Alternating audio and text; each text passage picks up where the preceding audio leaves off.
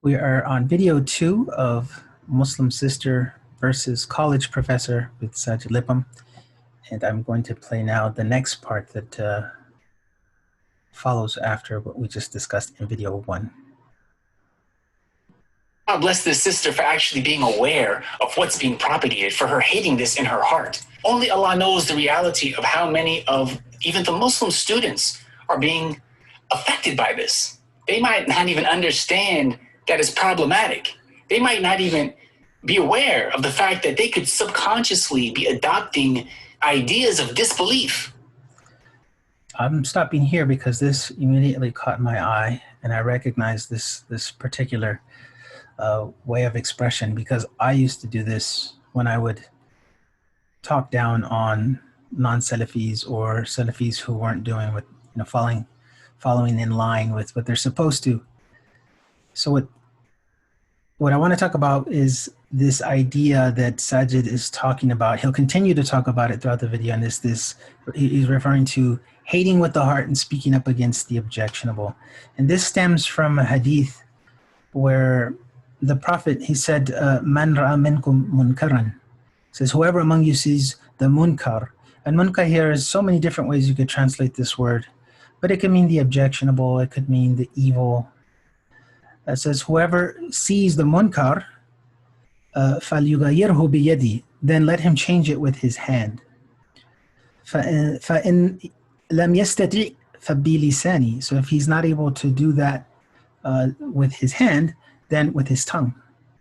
فَإِنْ لَمْ يَسْتَطِعْ فَبِقَلْبِهِ, and if he's not able to do it with his tongue, then with his heart. وَذَلِكَ ضَعُوفُ الْإِيمَانِ, and that is the weakest amount of faith that one would have.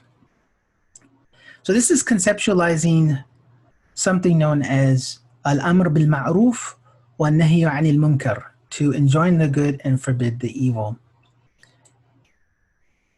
And enjoining the good and forbidding the evil is such a problematic issue. Like, every Salafi tries to do it. Some go beyond the bounds, some are balanced, some are just, you see these people and you're like, oh man, this person is just under the guise of enjoining the good and forbidding the evil. Here comes that brother, or here comes that sister.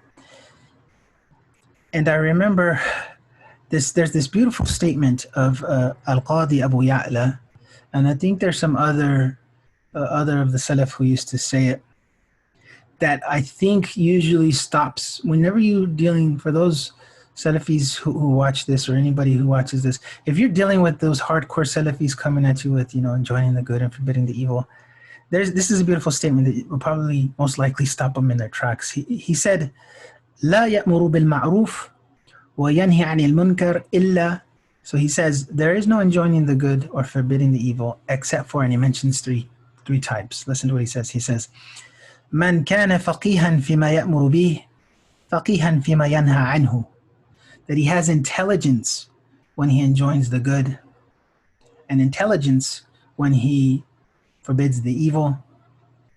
رفيقا فيما يأمر به رفيقا فيما ينهى عنه, that he's gentle with people when he enjoins the good, and he's gentle with people when he forbids the evil.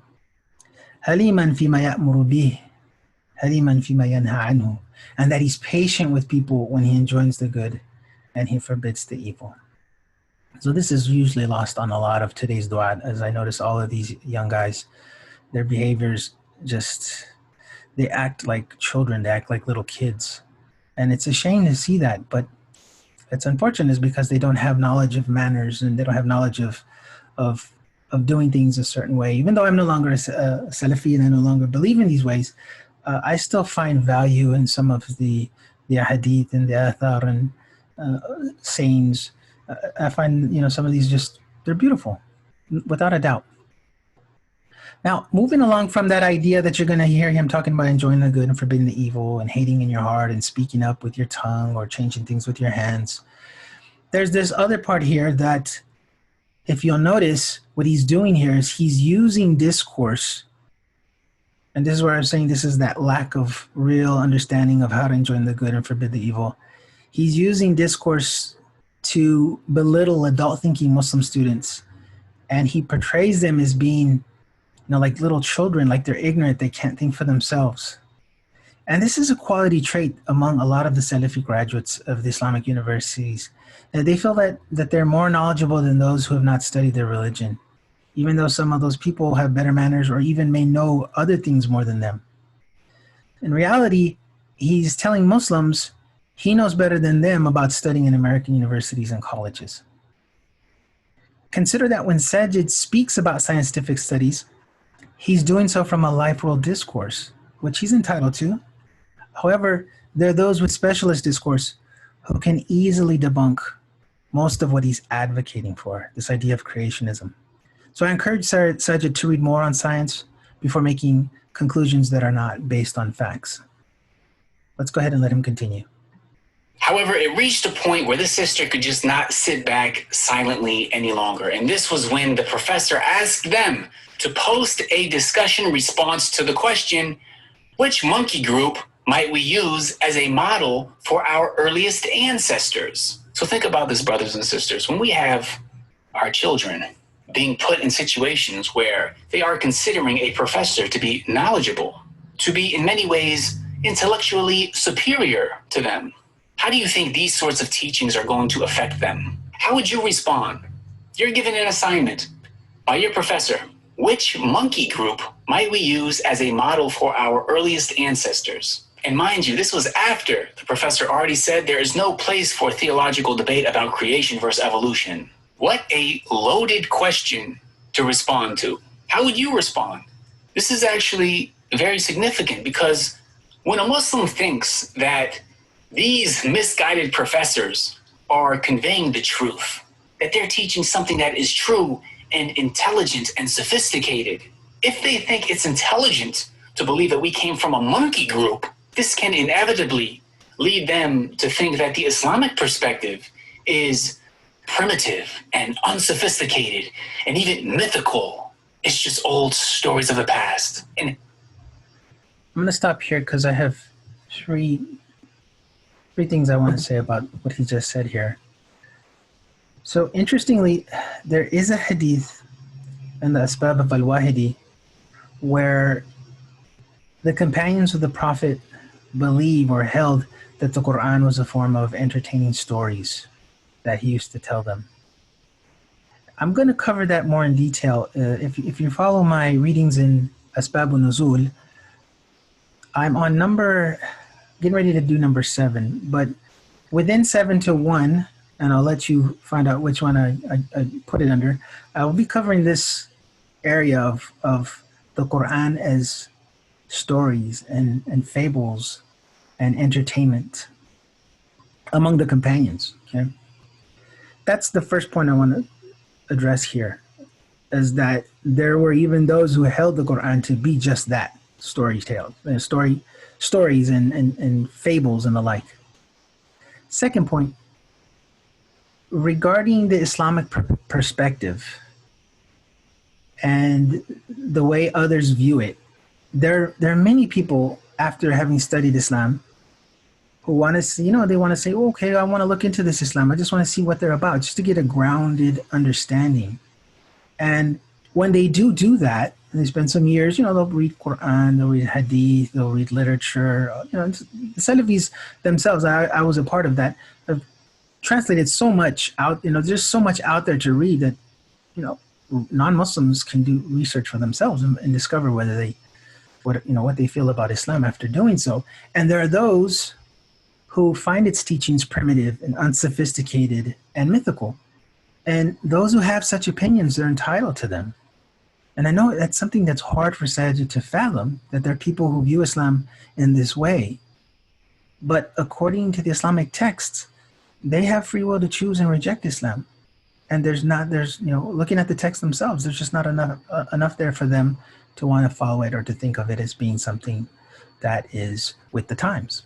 And then my last point here is I'm just a little baffled by how Saajid, he's literally belittling this idea, even though the idea is not that humans came from monkeys, it's that humans and primates share a common ancestor. That's the way it should be phrased.